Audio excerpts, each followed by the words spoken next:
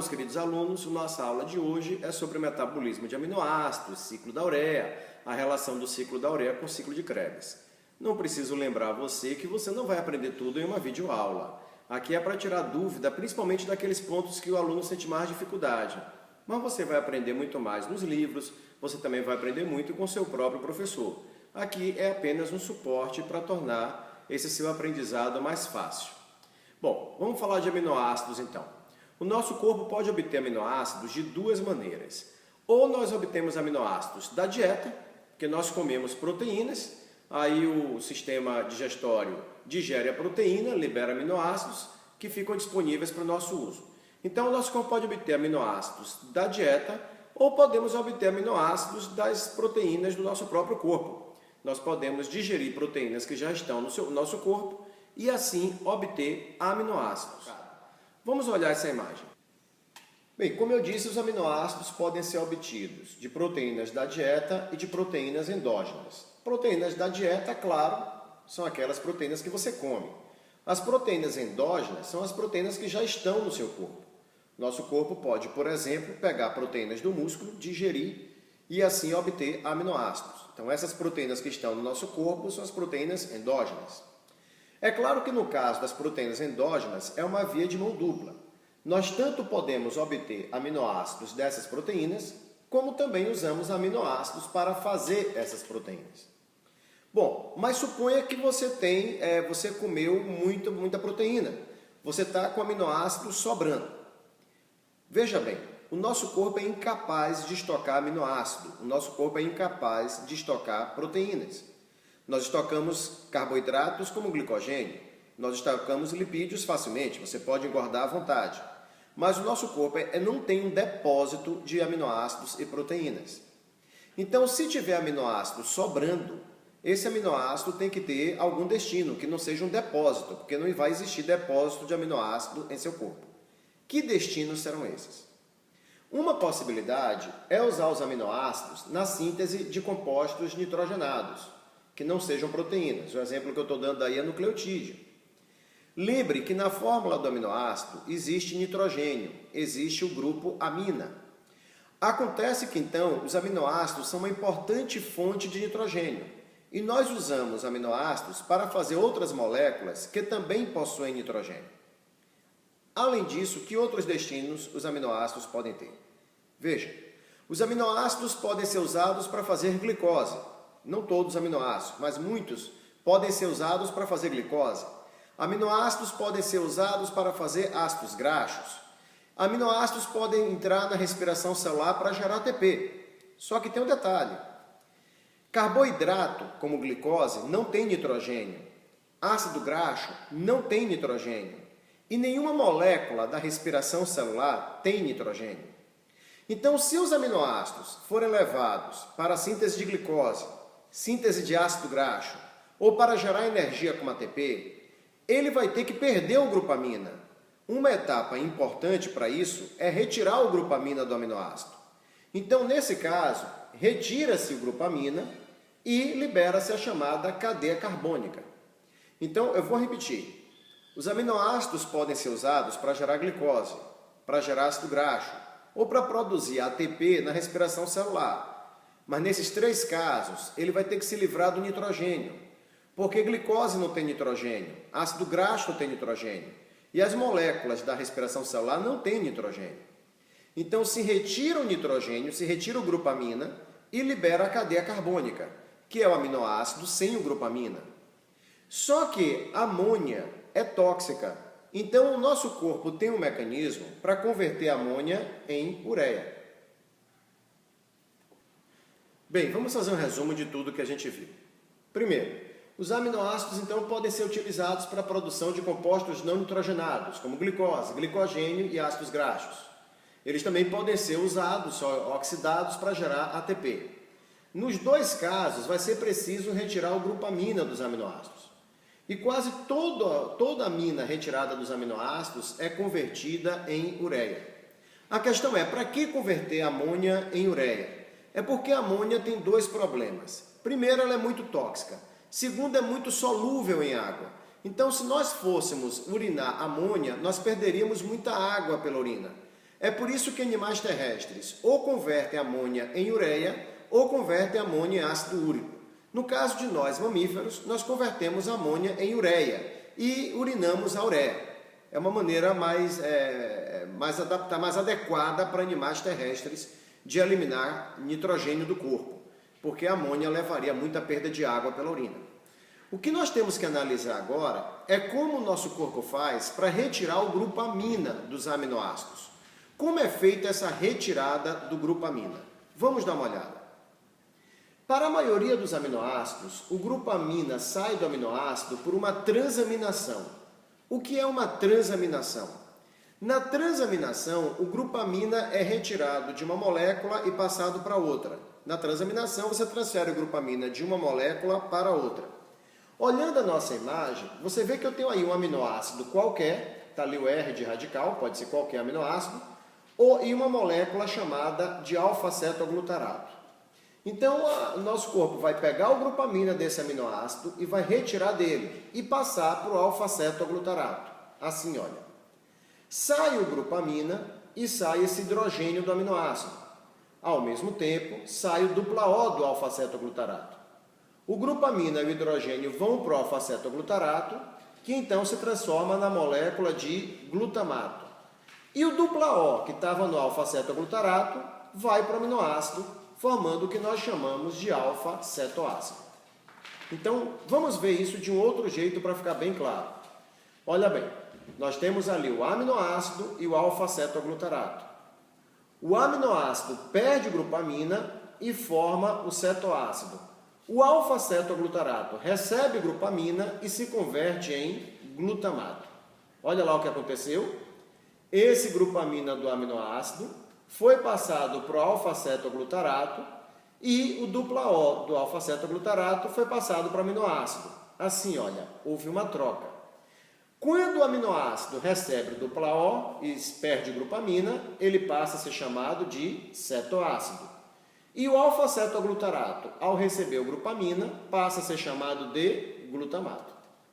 Então, olha, nós estamos vendo como o grupo amina é retirado do aminoácido. Para a maioria dos aminoácidos ocorre desse jeito que você viu. O grupo amina do aminoácido é passado para o alfa-cetoglutarato. Aí o alfa-cetoglutarato se transforma em glutamato. E, no lugar do grupo amina, o aminoácido vai receber o dupla O do alfa-cetoglutarato. E aí, esse aminoácido nós vamos passar a chamar de cetoácido. O cetoácido é a tal da cadeia carbônica que eu falei. Então, agora, o aminoácido perdeu o grupo amina, está na forma de cetoácido, sem ter aquele grupo amina. Ele agora está pronto para entrar nas vias que vão se levar à síntese de glicose, ou de ácido graxo, ou para ser usado na produção de ATP na respiração celular. Esse aminoácido, desse jeito, sem o grupo amina, está pronto para seguir em frente. Já, no final dessa aula, eu vou voltar a falar do cetoácido. Eu agora quero acompanhar para onde vai esse grupo amina. Você já viu que o grupo amina passou do aminoácido para o glutamato. Mas e de agora em diante? O que é que acontece? Vamos dar uma olhada em qual é o destino do glutamato. Bom, há duas possibilidades envolvendo o glutamato. Uma é essa que está aqui, a chamada transaminação. Veja que na transaminação, a transaminação, já lhe disse, é quando passa o grupo amina de uma molécula para outra. Nesse caso, esse grupo amina vai ser passado do glutamato para o oxalacetato, em uma reação muito parecida com a que você acabou de ver. De novo, haverá essa troca. O grupo amina vai para o lugar do dupla O do oxalacetato e o dupla O entra no lugar do grupo amina. Então, de novo, uma reação muito parecida com o que você já viu. Olha lá, o oxalacetato perde o dupla O e aí ele recebe o grupo amina e o hidrogênio que vem do glutamato. Quando isso acontece, o oxalacetato se transforma em aspartato. Ao mesmo tempo, o glutamato, sem aquele hidrogênio e sem o grupo amina, recebe o dupla O do oxalacetato. E ao acontecer isso, ele volta a ser o alfa-cetoglutarato. Então veja, uma nova transaminação, essa é uma possibilidade. Nesse caso, o glutamato passa o grupamina para o oxalacetato. Quando o oxalacetato recebe o grupamina, se transforma em aspartato. E o glutamato volta a ser alfa-cetoglutarato. Essa é a primeira possibilidade, chamada transaminação. Não se preocupe que eu vou resumir isso depois para ficar bem claro. Uma outra possibilidade é a chamada desaminação. Vamos diferenciar. Na transaminação, o grupamina passa de uma molécula para outra. Na desaminação, o grupamina fica livre na forma de amônia. Então, na transaminação, o grupamina passa de uma molécula para outra. Na desaminação, o grupamina fica livre. Vamos ver como é a desaminação. Na desaminação está aí o glutamato. Ele agora vai reagir ou com NAD+, ou com NADP. Por isso que o P está ali entre parênteses. Porque essa reação tanto pode acontecer com NAD+, como com NADP. Vai ter a entrada do NAD e de uma molécula de água. Como é que vai acontecer? Aquele oxigênio da água, que está marcado em azul, vai passar para o glutamato. E você já sabe, quando o glutamato recebe esse oxigênio, que vem na forma ali de dupla O, ele volta a ser o alfa-cetoglutarato. O NAD é que vai receber hidrogênios e vai formar o NADPH mais H+, lembrando, pode ser também o NADH mais H+, e vai liberar o amônio, vai liberar o grupamina livre. Por isso que não é uma transaminação. Na desaminação, o grupamina fica livre, enquanto que na transaminação ele é passado de uma molécula para outra. Eu sei que nesse momento talvez você esteja pensando em desistir da vida, mas não é o caso, não é tão difícil assim. Eu vou explicar tudo de novo de uma outra maneira. Olhe a tela. Nós temos aqui o aminoácido. Primeiro passo, o aminoácido vai passar o seu grupamina para a molécula de alfa-cetoglutarato. E você sabe, quando o aminoácido passa o grupamina para o alfa-cetoglutarato, ele se converte em cetoácido. O cetoácido é o aminoácido sem o grupamina, é a cadeia carbônica. Tirou o grupamina do aminoácido. Agora esse cetoácido pode ir para a síntese de glicose, de ácido graxo, gerar ATP na respiração, pode seguir outros caminhos. Muito bem, o aminoácido perdeu o grupamina e se converteu em cetoácido. Esse grupamina foi para a molécula de alfa-cetoglutarato. Quando o alfa-cetoglutarato recebeu o grupamina, ele se converteu em glutamato. Bom, e agora? Agora você sabe. O glutamato tem duas opções. Ou ele vai sofrer uma transaminação, ou ele vai sofrer uma desaminação. Na transaminação, o grupamina é passada de uma molécula para outra. Na desaminação, o grupamina sai livre. Vamos observar. Você sabe que tanto na transaminação como na desaminação, o glutamato perde grupamina e volta a ser alfa-cetoglutarato. Olha lá. Tanto na transaminação como na desaminação, o glutamato perde grupamina e volta a ser alfa-cetoglutarato, que pode agora ser reutilizado, percebe? Então o glutamato volta a ser o alfa-cetoglutarato, que pode ser reutilizado. Se o processo for uma transaminação, o grupamina do oxalacetato vai ser passado para a molécula de oxalacetato. O grupamina do glutamato vai ser passado para o oxalacetato. O oxalacetato, ao receber o grupamina, se converte em aspartato. E isso se for a transaminação. Na desaminação, o grupamina sai livre, na forma de amônio. Bom, aqui está o resumo do que você viu até agora. Meu filho, não é difícil não, criatura. Preste atenção. Tem que tirar o grupamina do aminoácido para que ele possa seguir para outras vias metabólicas. Quando retira o grupamina do aminoácido, ele é convertido em cetoácido, que é o aminoácido sem o grupamina. Quem recebe o grupamina do aminoácido é o alfa-cetoglutarato. Quando o alfa-cetoglutarato recebe a grupamina, forma o glutamato. O glutamato agora vai ou para uma transaminação ou para uma desaminação. Em ambos os casos, o glutamato perde grupamina e volta a ser alfa-cetoglutarato, que pode ser reutilizado. Se for uma transaminação, o oxalacetato recebe o grupamina e se transforma em aspartato. Se for uma desaminação, o grupamina sai livre na forma de amônio. Tanto o aspartato como o amônio agora vão entrar no ciclo da ureia e vão levar à formação de ureia. Você agora está pronto para o ciclo da ureia. Para entender o ciclo da ureia, o primeiro passo é saber o que é a ureia. Vamos dar uma olhada na imagem. A ureia, veja você, tem um carbono e 2 nitrogênios. O carbono, que está em azul, vai ter sua origem no gás carbônico, em um CO2. Um dos nitrogênios veio do grupamina liberado pela desaminação. O outro nitrogênio veio do grupamina do aspartato liberado pela transaminação. Eu disse para vocês que tanto o aspartato quanto o grupamina iam entrar no ciclo da ureia. Agora nós veremos como.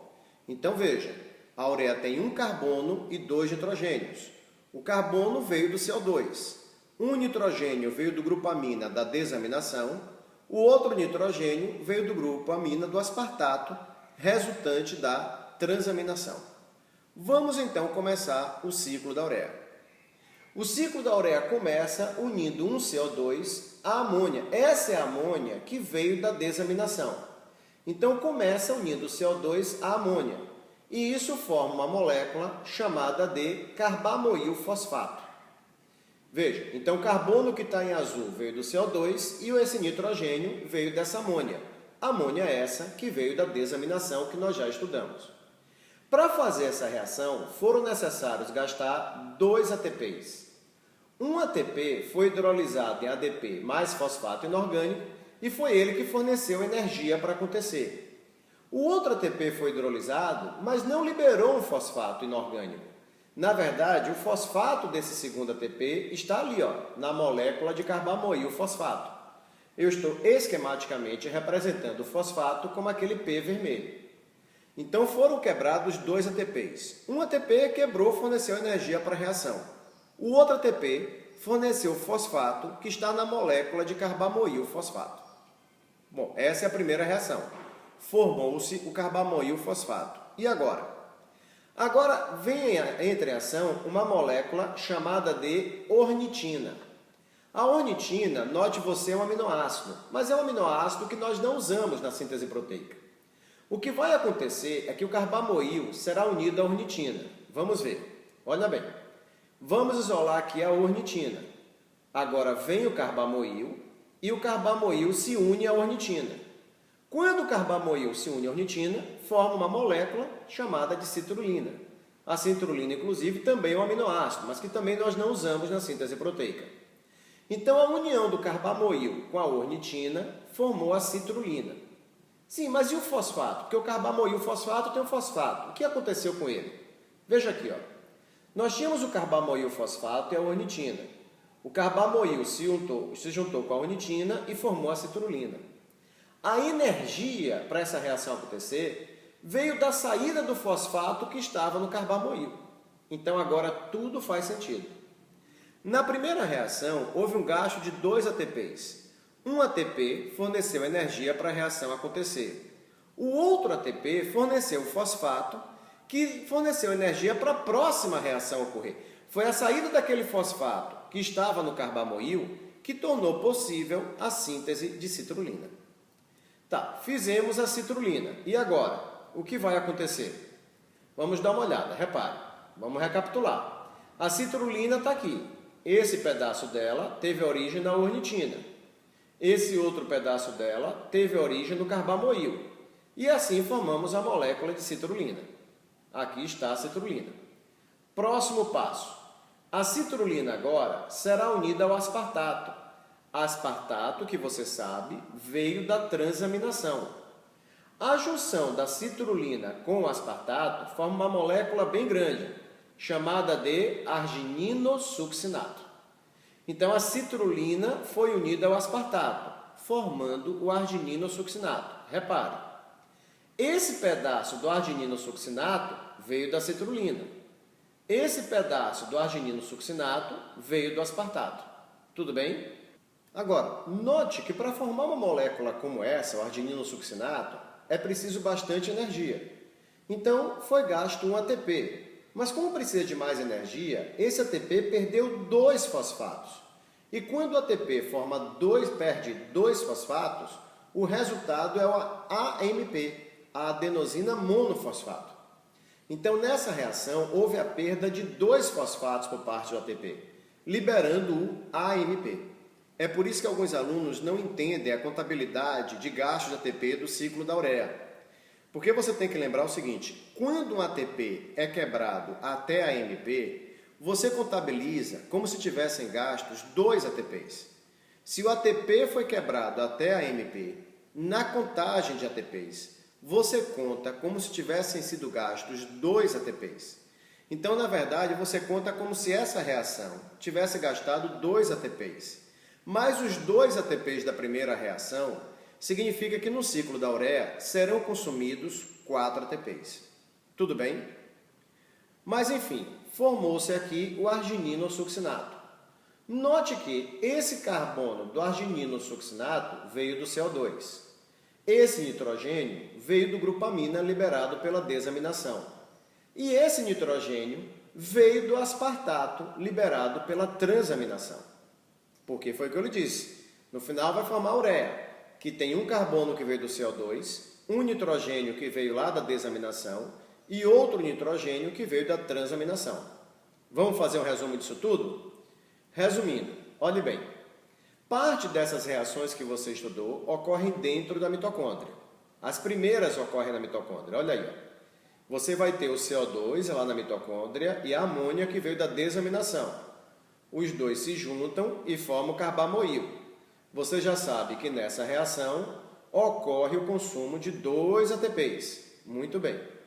Aí o carbamoil será unido à ornitina. E a união dos dois vai formar a molécula de citrulina.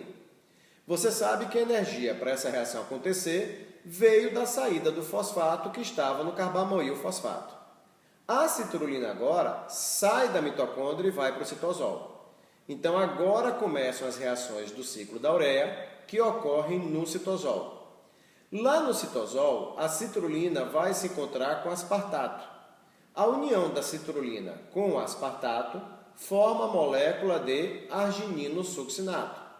Você sabe que para formar o arginino-succinato precisa de muita energia. Então, o ATP será hidrolisado e perderá 2 fosfatos. E nós sabemos que quando forma AMP, contabiliza como se tivesse havido gasto de 2 ATPs. Por isso, 2 ATPs foram gastos na primeira reação e na formação do arginino-succinato mais 2, dando um custo para o ciclo da ureia de 4 ATPs. Tá, formou o arginino-succinato, mas e a partir de agora acontece o quê? Aqui está o arginino-succinato. O que vai acontecer agora é que esse pedaço aqui do arginino-succinato cai fora. E quando ele cai fora, ele forma a molécula de fumarato. O resto da molécula de arginino-succinato segue em frente no ciclo, formando a arginina. Então, a próxima reação é essa. A gente estava no arginino-succinato. Um pedaço do arginino-succinato sai e forma o fumarato. O outro pedaço segue em frente no ciclo da ureia, dando origem à arginina. A arginina está aqui, ó. E agora? Esse pedaço da arginina cai fora. Mas olha você como é a vida. Esse pedaço da arginina que cai fora é nada mais, nada menos do que a ureia. Pronto, formou a ureia. Então, esse pedaço da arginina que está caindo fora será a molécula de ureia. Formou a ureia. Quando a arginina perde esse pedaço, o resto da molécula origina a ornitina, que recomeça o ciclo. Fechou o ciclo. Viu como é simples? Vamos resumir tudo para você entender melhor? Vamos lá. Resumindo, nós começamos com o CO2 e com a amônia. Eles se uniram e formaram o carbamoil. Você sabe que na formação do carbamoil fosfato foram consumidos 2 ATPs. Tudo bem. Então o carbamoil se uniu com a ornitina. E a união do carbamoil com a ornitina formou a citrulina. Para acontecer isso, saiu o fosfato. Aí a citrulina, você sabe, vai para o citosol. E no citosol, a citrulina se encontra com o aspartato. A junção da citrulina com o aspartato forma a molécula de argininosuccinato. Para isso, um ATP é quebrado até a AMP, contabilizando o gasto de 2 ATPs. Aí o argininosuccinato origina a arginina. Nessa reação, o argininosuccinato libera a molécula de fumarato. A arginina segue no ciclo da ureia e dá origem à ornitina.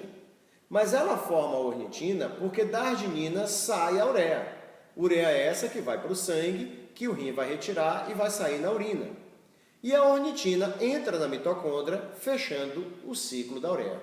Olha que imagem linda! Que negócio bonito é todo esse assunto, né? Então é um pouco complexo, mas realmente a beleza é inegável. Bom, você viu o ciclo da ureia. O ciclo da ureia teve a importante participação na descoberta de Krebs, que você conhece bem do ciclo de Krebs. Então, Krebs, ele tanto participou da descoberta do ciclo que leva o nome dele, ciclo de Krebs, como do ciclo da ureia. Segundo alguns alunos meus, isso é uma imensa prova de que ele não tinha mais o que fazer da vida. Mas o fato é que ele participou da descoberta desses 2 ciclos. Algumas pessoas não gostam de chamar o ciclo de Krebs de ciclo de Krebs, não gostam de chamar o ciclo da ureia de ciclo da ureia. Preferem chamar o ciclo de Krebs de ciclo do ácido cítrico. Preferem chamar o ciclo da ureia de ciclo da ornitina. Outros já não gostam da expressão ciclo da ornitina e por aí vai. É uma questão de nomenclatura. O que eu quero te chamar a atenção é que Krebs participou da descoberta dos 2 ciclos. E por isso, a interação entre os 2 ciclos é muitas vezes chamada de a bicicleta de Krebs. O nome é bastante agradável e lúdico. Eu não sei se você vai achar tão divertido assim, mas realmente a integração desses 2 ciclos é muito bonita. Dê uma olhada em como é que o ciclo de Krebs interage com o ciclo da ureia. Olha a imagem. Na sua tela você tem aí o ciclo de Krebs. Muito bem, vamos recapitular. O processo envolvendo o ciclo da ureia começa com o aminoácido que vai passar o seu grupo amina para o alfa-cetoglutarato. Aí o aminoácido se converte em cetoácido e o alfa-cetoglutarato, ao receber o grupo amina, forma o glutamato. Você sabe que o glutamato pode ir para a transaminação ou para a desaminação. Em ambos os casos, o glutamato vai acabar voltando a formar o alfa-cetoglutarato, que pode ser reutilizado. Se houver uma desaminação, vai liberar uma amônia, vai ficar a amônia livre. Se for uma transaminação, vai formar o aspartato. Agora lembre que na transaminação, o aspartato é formado a partir do oxalacetato. Oxalacetato esse que tem sua origem aqui no ciclo de Krebs. Então, começamos a interagir os 2 fenômenos. Você veja, na transaminação, o oxalacetato forma o aspartato. Só que o oxalacetato está vindo do ciclo de Krebs. O oxalacetato pode participar de diversas vias. Nesse caso aí, no meu esquema, ele tanto pode ir para o ciclo de Krebs, como ele pode entrar no metabolismo aí de aminoácidos, indo formar o aspartato. Bom, vai começar o ciclo da ureia. E você sabe que o ciclo da ureia começa com a amônia que veio da desaminação se unindo ao gás carbônico. E a união dos 2 forma o carbamoil fosfato, não é isso? Aí o carbamoil se une com a ornitina e forma a citrulina. Agora é a vez do aspartato entrar. O aspartato se une com a citrulina e forma o argininosuccinato, não é assim? O argininosuccinato, então, libera o fumarato e dá origem à arginina. Só que o fumarato agora vai para o ciclo de Krebs. Olha lá, fechou a bicicleta, olha que lindo. O ciclo da ureia libera o fumarato. O fumarato entra no ciclo de Krebs, é convertido em malato, o malato em oxalacetato, e o oxalacetato pode participar da transaminação lá em cima. Então isso mostra a interação dos 2 ciclos. Para fechar o ciclo, a arginina dá origem à ornitina e libera a ureia. Fechando aqui, então, o ciclo da ureia. Então, essa imagem está mostrando de que maneira o ciclo da ureia interage com o ciclo de Krebs. O ciclo da ureia, o ciclo de Krebs, está fornecendo oxalacetato para a transaminação, que vai gerar o aspartato, e o ciclo da ureia libera o fumarato, que vai para o ciclo de Krebs, seguir em frente nas reações até chegar de novo ao oxalacetato, que ou pode seguir no ciclo de Krebs ou pode ir para a transaminação, além de outros destinos possíveis do oxalacetato. Eu realmente espero que você tenha entendido melhor esse assunto, que essa aula ajude você na compreensão, porque vias metabólicas é lindo, né? A gente sabe disso. E espero que você tenha gostado. Um grande abraço, até mais.